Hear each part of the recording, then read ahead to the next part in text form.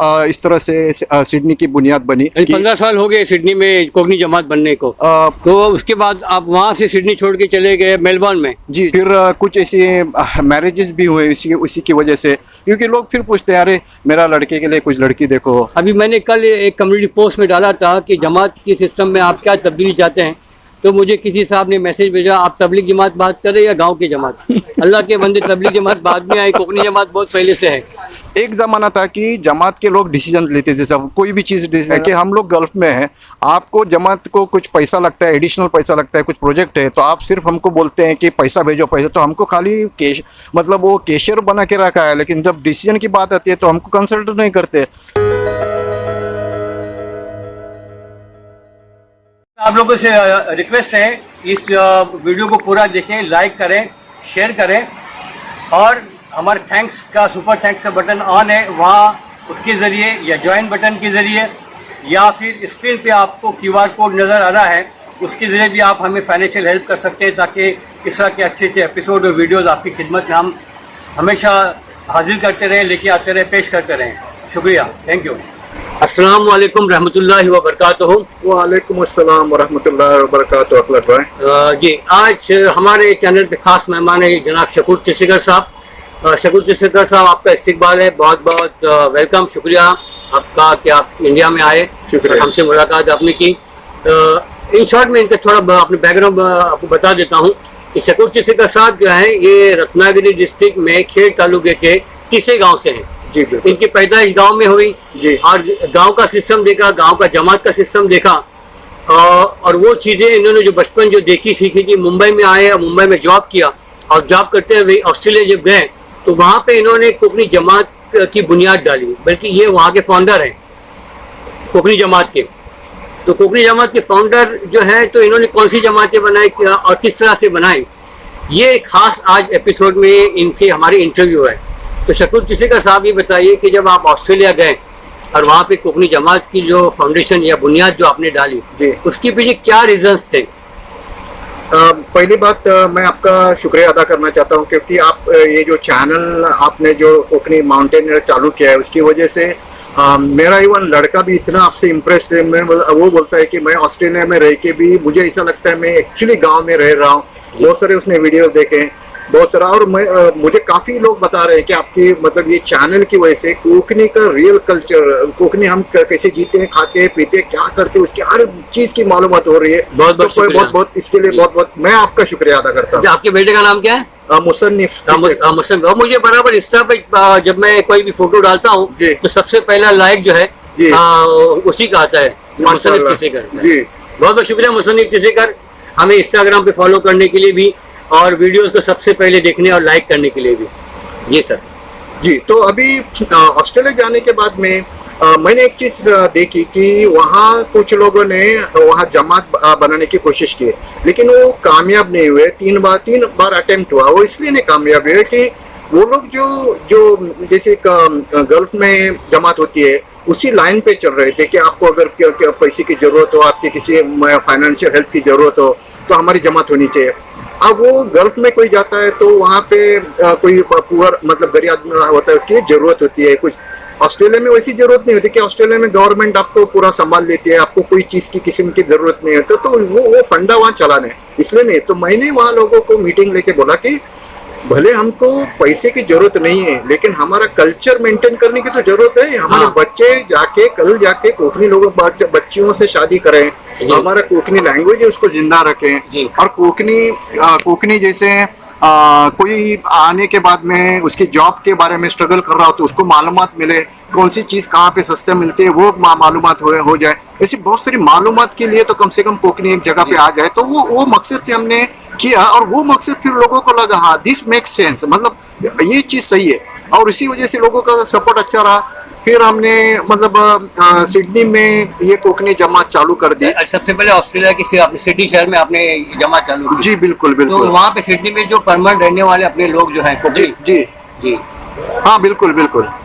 हाँ, तो मैं जो बोल रहा था, तो मैंने शुरू में क्या किया कि जो लाइक माइंडेड लोग हैं उनसे बात किया, तो उसमें सबसे बड़ा जो सपोर्ट मिला वो निसार सरगुरो करके भाई है जी। उन्होंने बोला कि शकूर भाई मैं आपको इस मतलब सपोर्ट करता हूँ। और आप एक काम करें कि जो जितने भी लोग हैं ना, हम मेरे घर में आप बुलाते हैं, घर में बैठते हैं, मीटिंग रखते हैं, लोगों को बताते हैं इसका इम्पोर्टेंस, और वहाँ से फिर देखते हैं लोगों का क्या रिस्पॉन्स है। तो वैसे ही उन्होंने कुछ 30 जून 2007 में उनके घर में पहली मीटिंग हुई, और वो लोगों का रिस्पांस अच्छा रहा। लोगों को मैं जब बताया कि ये हमारा कल्चर मेंटेन करना कितनी ज़रूरत है, और हमारा इंडिया से जो अपने कोकनी लोग हैं उनसे कनेक्ट रखना, मतलब अपने जो रूट्स हैं वो रूट्स को फॉलो करना, रूट्स के साथ में रहना इतना ज़रूरी है। लोगों को कंसेप्ट पसंद आए और लोगों ने मतलब वो हो गया। तो वहीं पे हमारी पहली मतलब एक जैसे कमेटी मतलब स्टार्ट हो गई।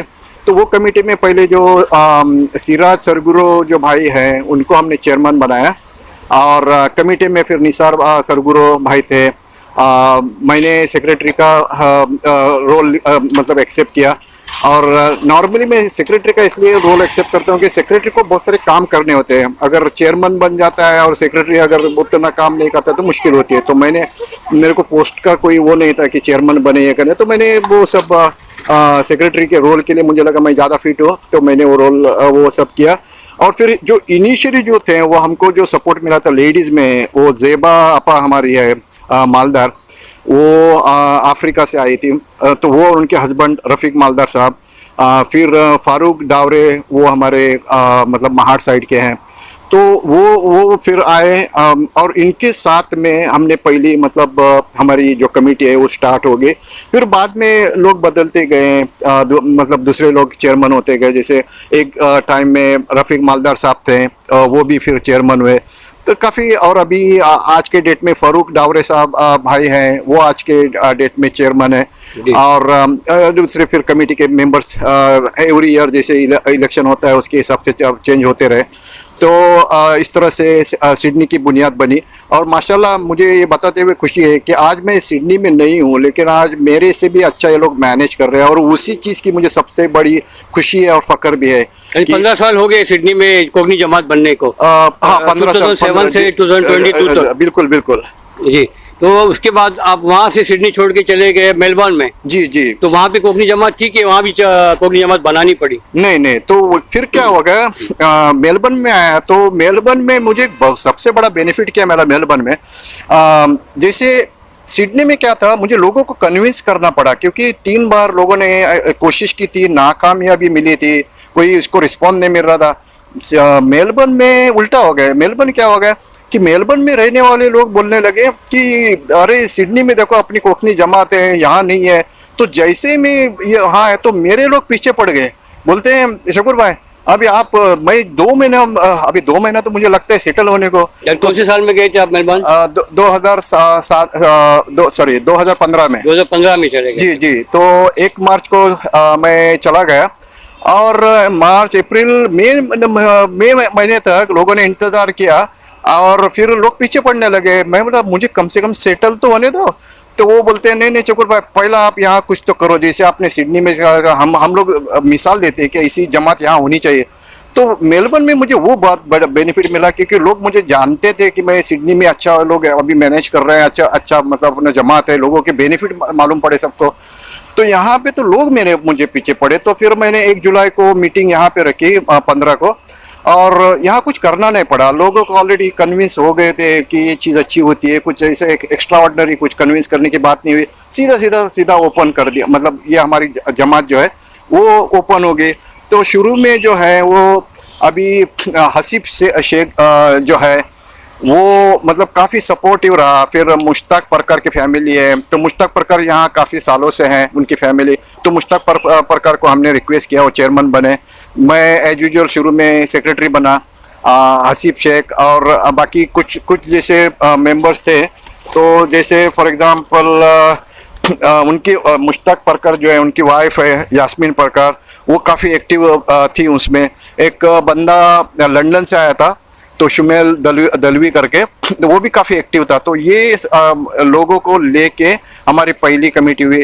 और फिर बाद में लोगों ने अभी फ़िलहाल मुझे कुछ सालों से वो लोग ने मुझे चेयरमैन बनाया, और हसीब शेख जो है वो सेक्रेटरी का काम कर रहा है। और आमिर प्रकार है, वो भी पहले कमेटी में था और आज भी वो ट्रेजरर का काम कर रहा है और माशाल्लाह बहुत अच्छी तरह से ऑर्गेनाइज कर रहा है। और हमारा फंडामेंटल वही था कि ईद के टाइम में मिलो, अपना जो कल्चर है, बच्चे लोग हैं, बच्चे लोग को इनकरेज करो, उनको मतलब अगर कोई रमजान रखता है, बच्चे लोग रखते हैं तो उनको मतलब सर्टिफिकेट दो या उसको इनकरेज करो। ये सब जो सिडनी में हो रहा था उसी का फंडा लेके मेलबर्न में हम लोग वही करते हैं। फिर गेट टुगेदर वगैरह रखते हैं थोड़ा बीच बीच में।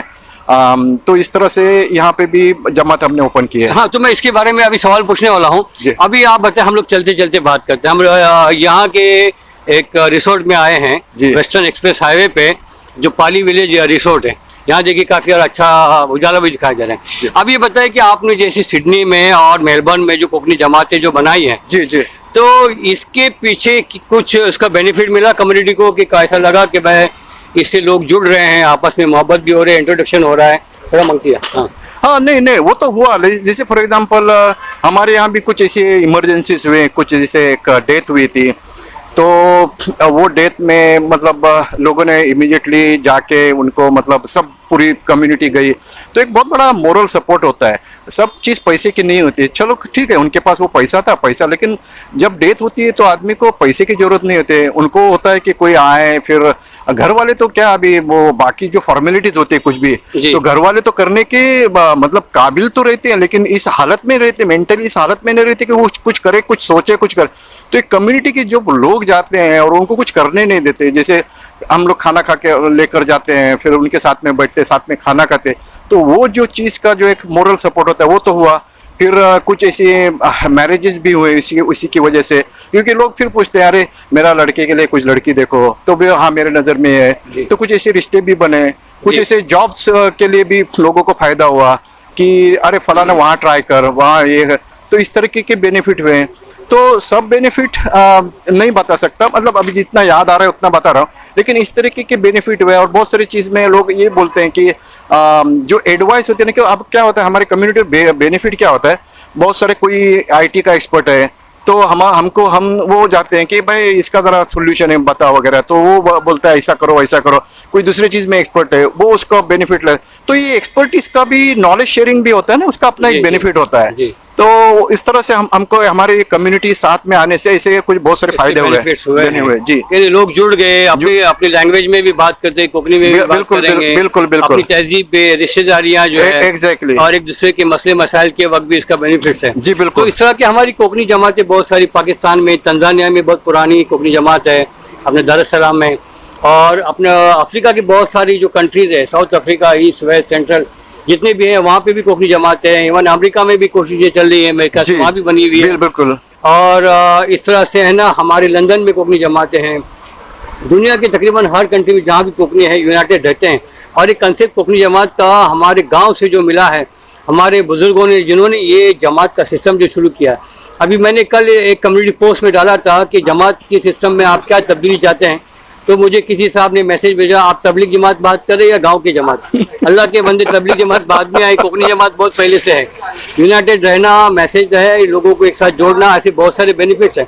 स्पेशल एपिसोड बनाने वाला हूँ कि हमारी कोकन की जो जमात सिस्टम है, तबलीग जमात नहीं की बात कर रहा हूँ, अहले हदीस जमात नहीं, सुन्नी जमात नहीं, मैं जमात कोकनी जमात की बात कर रहा हूँ, जो ऑर्गेनाइजेशन होती है, एसोसिएशन होती है जी हमारी, तो उसमें क्या चेंजेस वाला होना चाहिए, इसके ऊपर भी मेरा वीडियो आने वाला है इंशाल्लाह। लोगों से भी मशवरे ले रहा हूँ ताकि किसी को ये नहीं लगे कि आपने अपने तौर पे कुछ कहा है।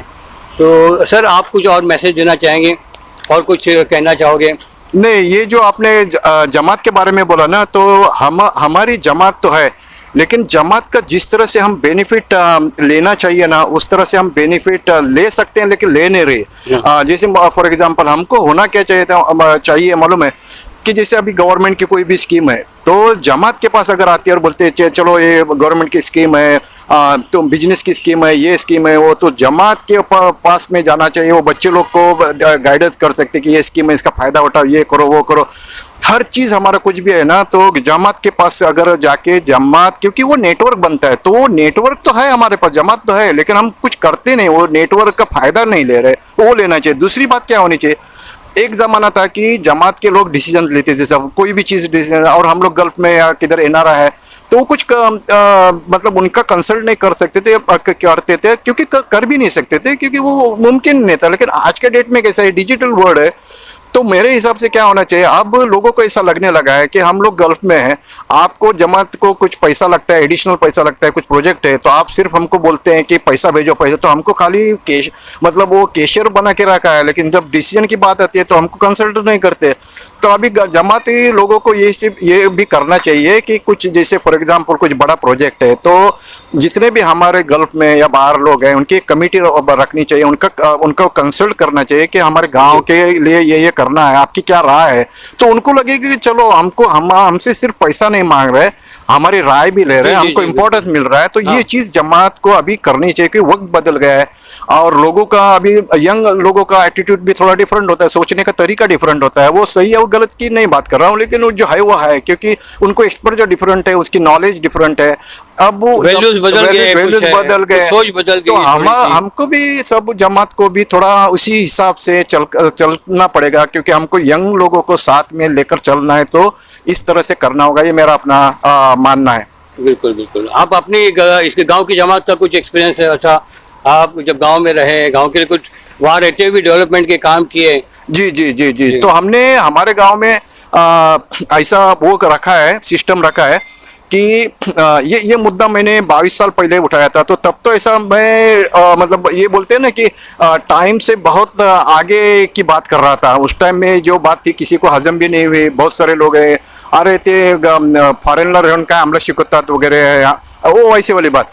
लेकिन फिर कैसा हो गया, लोगों को आज के डेट में सब ये समझने लगा कि अब बात तो सही है। तो अब हमारा सिस्टम कैसा है कि कुछ भी जैसे नॉर्मल जो उनका रूटीन जो होता है ना, कुछ भी लेन देन होती है, नॉर्मल जो ऑपरेशंस होता है, वो तो जमात वाले मैनेज करते हैं, हम उसमें दखल अंदाजी नहीं करते। लेकिन कुछ भी ऐसे बड़े डिसीजंस होते हैं, क्योंकि हमारे गांव में ऐसे भी डिसीजंस हुए कि अरे ये बंदे ने ये काम नहीं किया, उसको वालिद टाकेचा, यू नो, उसको अलग करने का। अभी ऐसे डिसीजन वालिद टाके, वो ऐसे डिसीजन कौन लेता है? ये नहीं, तो अभी हमने ऐसे डिसीजन जमात नहीं मतलब लेने से नहीं लगे कि सोशल जो है ऑस्ट्रेलिया नहीं कर सकते, लेकिन वो जमात बाइकआउट नहीं, लेकिन वो फिर भी होता था। तो ऐसे टाइम में अभी हम लोग ने ऐसा किया कि भाई आप हमारा मतलब एक सोशल मीडिया है, उसमें वो लोग डालते हैं, हमारे पास सब लोग की राय लेते हैं, और राय के हिसाब से फिर बड़े बड़े डिसीजंस होते हैं, नए डिसीजंस होते हैं, तो वो उसके हिसाब से चलते हैं। और मुझे लगता है जो हमारे गांव में हो रहा है, वो सभी गांव को वो चीज़ को एडॉप्ट करनी चाहिए। हमने बीच में वो भी कोशिश की थी, हमारे जमात की जो घटना है उसके अंदर वो डाल दे, बायलॉज में डाल दे। लेकिन वो बायलॉज में ऐसा हुआ कि वो जो ट्रस्ट की बायलॉज होती है उसमें फ्लेक्सिबिलिटी नहीं होती ज़्यादा, तो वो उनका जो स्टैंडर्ड फॉर्मेट होता है उसमें रखना पड़ता है। तो कुछ टेक्निकल इश्यूज की वजह से वो हमारे घटना में नहीं डाल सके, लेकिन प्रैक्टिकली हम लोग ये इम्प्लीमेंट करते हैं। तो मुझे बाकी जमातों को भी वही मतलब मैं अपील करना चाहूँगा कि वो लोग मतलब जो डिसीजन में है ना, सबको इन्वॉल्व करें। हाँ बोलिए। हाँ, तो इससे क्या होता है कि सब लोग को लगता है कि हमने मिलके डिसीजन लिया है, कोई मिसअंडरस्टैंडिंग नहीं होती है, और सब लोग का फिर कॉपरेशन मिलता है। कुछ पैसे की बात होती है तो दिल से लोग कंट्रीब्यूट करते हैं कि चलो ये मैं कन्विंस हो गया कि जो क्या हो रहा है, क्यों हो रहा है, उसकी ज़रूरत क्या है। बहुत सारे लोग नॉलेज नहीं होते, इन्फॉर्मेशन नहीं मिलती जमात से पूरी, तो वो जमात सही भी करती है तो भी वो मिसअंडरस्टैंडिंग होता है, क्योंकि पूरी मालूमात नहीं होती कि भाई जमात ऐसा क्यों कर रहे हैं। जमात कोई गलत डिसीजन लेती है ऐसा नहीं, क्योंकि उनके रोज के प्रॉब्लम उनको मालूम होते हैं, उनको प्रॉब्लम का ज़्यादा नॉलेज होता है, तो वो जो करती है वो सही करती है। लेकिन आपको खबर ही नहीं क्यों करती है, तो आपको तो वही लगेगा ना ये वन साइडेड डिसीजन हुआ, ऐसा क्यों किया, वैसा कर सकते थे, लेकिन उनकी क्यों ऐसा क्या मजबूरी वो नहीं मालूम होती। तो ये कहना है कि अभी जमात को सब लोग को साथ में लेके डिसीजन लेना चाहिए। जी, तो आपका बहुत बहुत शुक्रिया। और कुछ मैसेज? ऐसे मतलब मैं अपील करना चाहता हूँ। देखिए अखलाक भाई जो है ना, मैं आपको मैं एक सिंपल सा एग्जाम्पल बोलता हूँ कि एक जैसे हम कहावत बनाते हैं ना, एक कहावत, तो एक मुर्गे का वो ऐसा कुछ तो लेके कुछ कहावत थी। तो अखलाक भाई ने 1 घंटा अपना गाड़ी निकाल के उतना पेट्रोल खर्चा करके वो एक शॉट 10 सेकंड का शॉट लेने के लिए कितना टाइम बर्बाद किया, उसका परफेक्शन, क्योंकि ही इज़ अ परफेक्शनिस्ट। अब ये चीज़ जो होती है ना, टाइम देते हैं और बहुत सारे टाइम अपने पॉकेट से भी खर्चा करते हैं, तो और ऐसे यूट्यूब की कोई बहुत ज़्यादा ऐसी कमाई नहीं होती है, वो एक इसमें एपिसोड में उन्होंने बताया भी है। तो कहने का मतलब आप सही में आपको अगर लगता है, आप सिर्फ अप्रिशिएट करते हो, लेकिन थोड़ा सा आपको लगता है को फाइनेंशियली भी आप सपोर्ट किए, मेरी अपनी पर्सनल अपील है आप लोगों से। That's all I want to say. शुक्रिया जी। तो आप हमें सपोर्ट कर सकते हैं थैंक्स सुपर थैंक्स बटन के ज़रिए, ज्वाइन बटन के ज़रिए, और स्क्रीन पे नज़र आने वाले QR कोड को स्कैन करके डायरेक्ट भी आप अपनी मर्ज़ी से जो भी सपोर्ट करना चाहे कर सकते हैं। तो शकूर साहब आपका बहुत बहुत शुक्रिया। तो ये थे ऑस्ट्रेलिया से शकूर तिसीकर साहब, जिन्होंने ऑस्ट्रेलिया में रहते हुए 2 कोकनी जो अपनी जमातें हैं उनकी बुनियाद रखी। इंशाल्लाह हम कोशिश करेंगे दुनिया में और भी कोकनी जमातें जो भी हैं उनसे रब्ता कायम करें, उनके इंटरव्यू ले और आप तक पहुंचाने की कोशिश करेंगे। वीडियो को लाइक करें, शेयर करें सबके साथ, और आपके वैल्यूएबल कमेंट्स से हमें नवाजें। बहुत बहुत शुक्रिया। जज़ाकल्लाह शकूर साहब। अस्सलाम वालेकुम। Thank you.